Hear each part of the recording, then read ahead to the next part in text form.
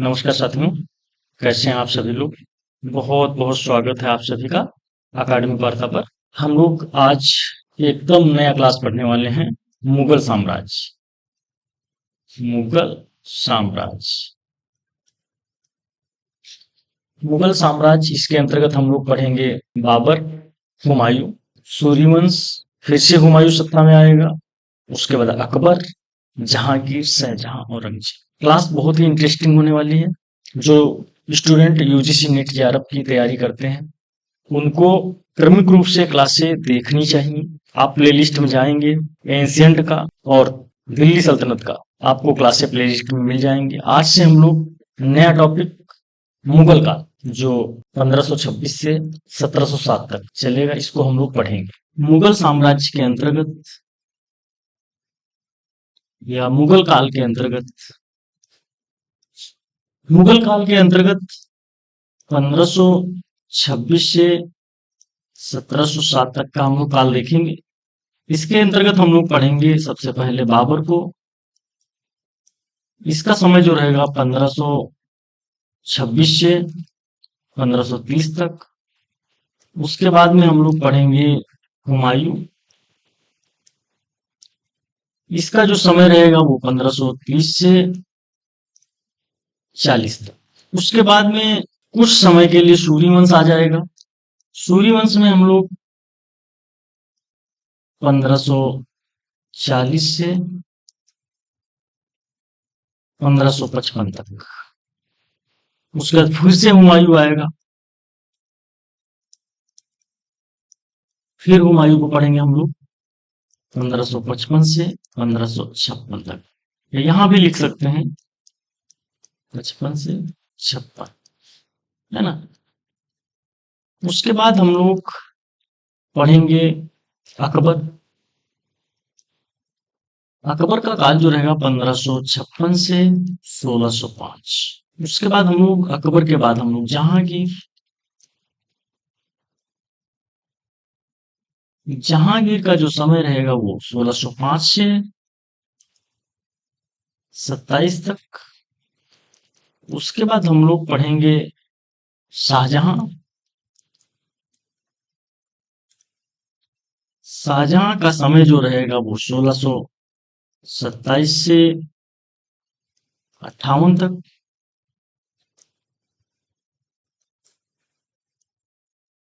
उसके बाद हम लोग औरंगजेब। औरंगजेब पढ़ेंगे, ये 1658 से 1707। तो कभी कभी क्या है ना, एग्जाम में इसका क्रम पूछ लेता है, डेट का क्रम या फिर इनका क्रम। तो बाबर, हुमायूं, शेरशाह सूरी, फिर हुमायूं, अकबर, जहांगीर, शाहजहां, औरंगजेब। इनके समय को एक एक को आप रट लीजिए। चलिए हम लोग पढ़ेंगे आज मुगल साम्राज्य। मुगल साम्राज्य में सबसे पहले बाबर। बाबर के विषय में अगर बात करें तो बाबर का जो बैकग्राउंड है उसके साथ, सबसे पहले जो बाबर का जन्म है वह 14 फरवरी को 1483 ईस्वी में।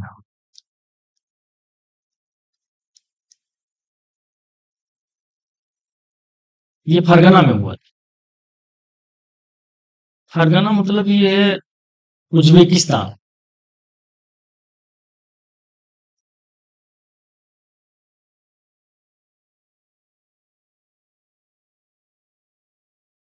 ये ताशकंद वाला हिस्सा है। बाबर का जन्म कबीलाई परिवार में हुआ था। और अगर पिता की तरफ से देखेंगे, पिता की तरफ से, तो जो पिता है इसके वो उमर शेख मिर्जा। उमर शेख मिर्जा। उमर शेख मिर्जा जो है तैमूर वंश की 5वीं पीढ़ी से आते हैं। तैमूर वंश की 5वीं पीढ़ी से आते हैं। और अगर माता की बात करें तो इनकी जो माता जी हैं उनका नाम कुतुलुब निगार है। कुतुलुब निगार। ये चंगेज की 14वीं पीढ़ी थी। चंगेज की 14वीं पीढ़ी। इस तरीके से कहते हैं माता पिता दोनों का अंश मिक्स होके कह सकते हैं बाबर के अंदर तुर्क और मंगोल रक्त का मिश्रण था। तुर्क और मंगोल रक्त का मिश्रण था बाबर के अंदर। पत्नी जी के बारे में बात करेंगे तो पत्नी का नाम था महाम बेगम। कहानी ये है 1494 में एक दुर्घटना में इनके पिताजी की मृत्यु हो गई। पिताजी इनके थे उमर शेख की मृत्यु हो गई। जब उमर शेख की मृत्यु हो गई तो उस समय बाबर की उम्र थी लगभग 12 वर्ष। जब 12 वर्ष की उम्र थी तो इसको फरगना और काबुल की प्रधानता मिल गई। फरगना काबुल दोनों की मिल गई इसको प्रधानता। 1504 में काबुल जीता। यहाँ पर एक क्वेश्चन बन जाता है इस तरीके से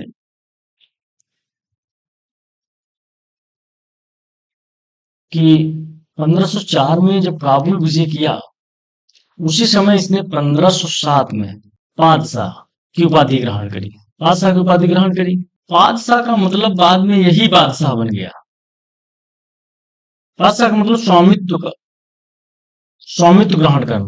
अच्छा, एक बहुत महत्वपूर्ण क्वेश्चन पूछा जाता है, ये बाबर ने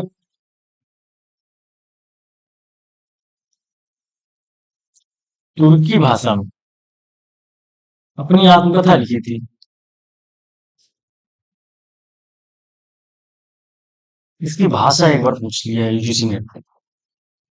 तुजु के बाबरी, इसको तुजु के बाबरी भी कहा जाता है।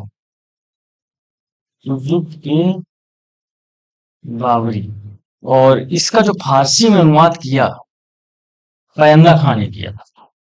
इसकी भाषा एक बार यूजीसी ने पूछा था किस भाषा में लिखा था, क्योंकि सभी ग्रंथ ज्यादातर फारसी में है, ये है तुर्की में, इसलिए पूछ लिया गया था। अब हम लोग पढ़ ही रहे थे बाबर के समय में दिल्ली सल्तनत चल रही थी और यहाँ का सुल्तान इब्राहिम लोदी था। और इब्राहिम लोदी जो था उसने अपने पुराने सरदारों की हत्या करवा दी थी, विश्वास का माहौल पैदा कर लिया था। तो उसी समय दौलत खान जो पंजाब का प्रभारी था, आलम खां उसका चाचा था, इब्राहिम के विरुद्ध बाबर को दिल्ली पर आक्रमण का न्योता दिया। ये हम लोगों ने स्टोरी पढ़ी थी। बाबर को जब न्योता दिया तो बाबर क्या करेगा, 21 अप्रैल 1526 को पानीपत का युद्ध होगा।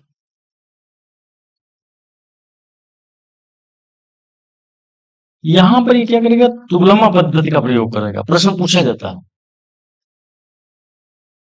ये क्वेश्चन बनता है, पानीपत के युद्ध में कौन सी पद्धति का इस्तेमाल किया था? तुलगमा पद्धति का। माँ बना है तुलगमा पद्धति का। ये तुलगमा पद्धति क्या थी, पूछा जाता है बहुत बार। ये क्या होता था, जैसे मान लीजिए ये स्थान है युद्ध का, तो इधर कांटे लगा दिए, कटीला क्षेत्र बना दिया, कटीला क्षेत्र। इधर कांटे लगा दिए, इधर कटीला क्षेत्र बना लिया। हम्म। और बीच में इब्राहिम लोदी की सेना, और इधर से तोप रख दिया, इधर से तोप रख दिया, और इधर ये सेना। अब हुआ क्या, इस पद्धति से इन्होंने षड्यंत्र रचा, रचना रची। ठीक है, सुलगमा पद्धति से। अब इब्राहिम की लगभग 1 लाख सेना थी और इनकी 10,000 की सेना मुगल पक्ष में। और 21 अप्रैल 1526 को पानीपत का युद्ध हुआ और उसमें इब्राहिम मारा गया। इब्राहिम एक ऐसा शासक था जो युद्ध स्थल में मारा गया और बाबर विजयी हुआ।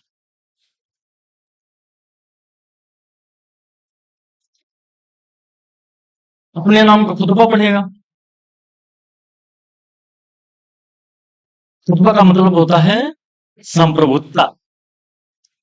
संप्रभुता। कहानी यही नहीं खत्म हुई। अब होगा क्या? 16 मार्च 1527 को खानवा का युद्ध। बाबर राजपूत राणा संग।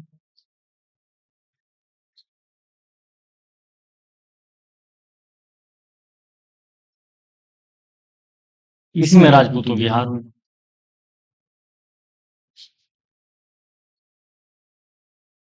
कहा जाता है ना, बाबर जब भारत आया तो उसने ज्योतिषियों से पूछा कि हमारा भारत में भविष्य क्या होगा। सभी ने एक स्वर में कहा कि अकाल मृत्यु होगी। लेकिन बाबर जो था ना, वो भी जिद्दी था। जिद ठान लिया, मुझे भारत में रहना है और भारत को जीतना है। तब उसने कहा अब युद्ध अल्लाह के नाम पर लड़ा जाएगा। इसने जो ये खानवा का युद्ध हुआ, उस समय एक नई चाल चली। उसने जिहाद का नारा दिया। जिहाद का नारा दिया। क्या किया? जिहाद का नारा दिया। वह स्वयं काफिर था। काफिर का मतलब होता है जो इस्लाम में वर्जित चीजों को करे। स्वयं काफिर था, क्योंकि बाबर शराब का बहुत शौकीन था। काबुल से लकड़ी के मटकों में भारत लाता था। चांदी के प्याले में लाया जाता था। शाम होते थे, इत्मीनान से मधु संगीत बजता था। बड़े शौक से सारी महफिल सजती थी। शराब पीता था। लेकिन इसने अब क्या किया? जिहाद का नारा दिया। और जो शराब थी उसमें नमक मिलवा दिया। जो शराब के प्याले थे उनको तोड़वा दिया, कूट कूट कर नष्ट करवा दिया। और सैनिकों के सामने एक प्रण लिया कि धर्म युद्ध में जा रहा हूं, मैंने शराब नष्ट करवा दी और प्याले तोड़ दिए हैं, सब लोग हमारा साथ दें। अच्छा, अब धर्म की रक्षा की बात आई तो लोग प्राण ही भले चले जाएं ऐसा समझते हैं। लोग निःशुल्क युद्ध लड़ने के लिए तैयार हो गए। तमाम वॉलेंटियर तैयार हो गए और खानवा पर चढ़ाई की। 1527। राणा सांगा भी बड़े योद्धा थे, लेकिन हार गए। बाबर दिल्ली जाकर विचार करना प्रारंभ ही किया, तब तक पता चला राजपूतों का एक और गुट जो खानवा के युद्ध से बच निकला था, मोदिनी राय के नेतृत्व में बाबर पर हमला करना चाहता। अच्छा, एक चीज और, इसका पॉइंट जो मेन पॉइंट है, की पॉइंट लिख लीजिए। देखिए, सबसे पहले पानीपत के युद्ध ने भारत में पैर रखने का मौका दिया, ऐसा कहा जाता है। और खानवा के युद्ध ने उसे स्थिरता प्रदान करी, क्योंकि खानवा के युद्ध का एक महत्वपूर्ण परिणाम यह हुआ कि बाबर की शक्ति का केंद्र अब काबुल की जगह दिल्ली हो गया। समझे इस बात को? और ये दिल्ली पहुंचा ही था, दिल्ली जाकर के विचार ही कर रहा था, तभी राजपूतों का एक और गुट जो खानवा के युद्ध से बच निकला था, मोदिनी राय के नेतृत्व में बाबर पर हमला करना चाहा। यह था चंदेरी का मैदान। चंदेरी का मैदान 29 जनवरी 1528 में चंदेरी का युद्ध हुआ।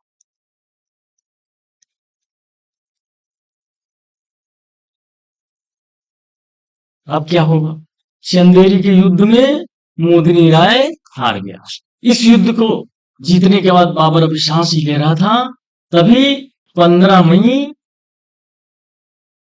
1529 की घटना है, घाघरा का युद्ध हुआ।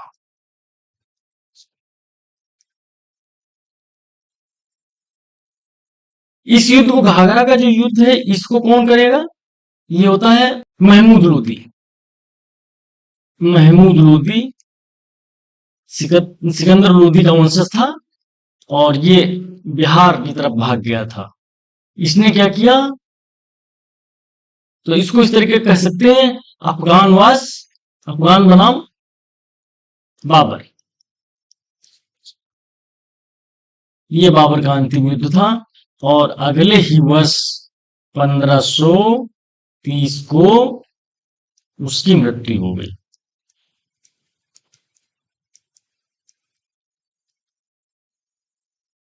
कहा जाता है ऐसा, इतिहास में कहा गया, लिखा है कि इसके बारे में कहा जाता है कि वो अपने बेटे हुमायूं को बहुत चाहता था, और हुमायूं को संभल वाला जब इलाका दिया तो हुमायूं बीमार हो गया, वहां जाते ही बीमार हो गया, वापस दिल्ली आया तो ज्यादा बीमार पड़ गया। तो बाबर ने नमाज अदा की और प्रार्थना की, कहा कि मेरा बेटा ठीक हो जाए, उसकी बीमारी हमें लग जाए। कहते हैं जैसे जैसे बेटा ठीक होने लगा, बाबर बीमार होता गया और बाबर मर गया। ये इतिहासकारों का भाव है। बाद में कई इतिहासकारों ने, इसका जो आधुनिक इतिहासकार हैं, इस भाव को, इस घटना का खंडन करते हैं। जैसे आर एस शर्मा है एक व्यक्ति, आर एस शर्मा, इनका नाम आपने सुना होगा। इन्होंने कहा बाबर की मृत्यु जो हुई वो स्वयं की बीमारी से हुई थी। इसी प्रकार आरपी त्रिपाठी हैं, ये आरपी त्रिपाठी ने कहा कि मृत्यु का कारण उसके व्यस्त जीवन और भारत की जलवायु, गर्म जलवायु के कारण। और जबकि पुत्री गुलवदन बेगम ने अपनी पुस्तक हुमायूं नामा में एक षड्यंत्र द्वारा इब्राहिम लोदी की मां के द्वारा उसे विष देने की बात कही। बाबर के 4 बेटे थे, हुमायूं, मकरान, अस्करी, हिंदार। चलिए कुछ की पॉइंट नोट कर लीजिए। बाबर 1526 से 30 तक।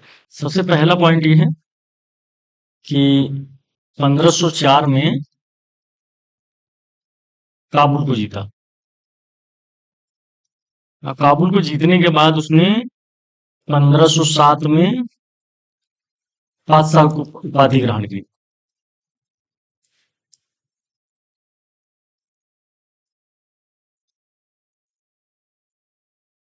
उसके बाद उसने 1526 में 21 अप्रैल 1526 पानीपत का युद्ध लड़ा।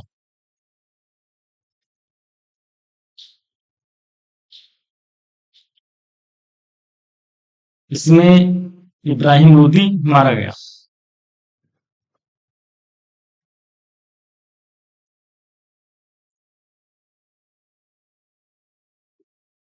और पानीपत के युद्ध में ही इसने कलंदर की उपाधि ग्रहण की। इसका नेक्स्ट पॉइंट है 16 मार्च 1527 को खानवा का युद्ध हुआ। खानवा, इसमें राणा सांगा और बाबर विजयी हुआ। इसी तरीके से 29 जनवरी 1528 को चंदेरी का युद्ध, इसमें मोदिनी राय, बाबर विजयी हुआ।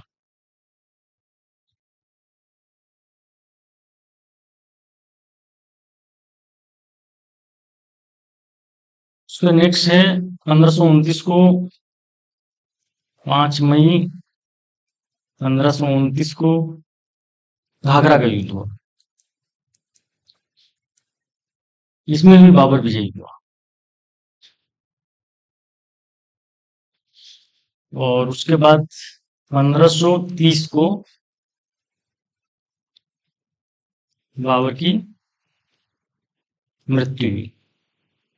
चलिए आज यहीं तक। नेक्स्ट क्लास में हम लोग पढ़ेंगे हुमायूं को। थैंक्स।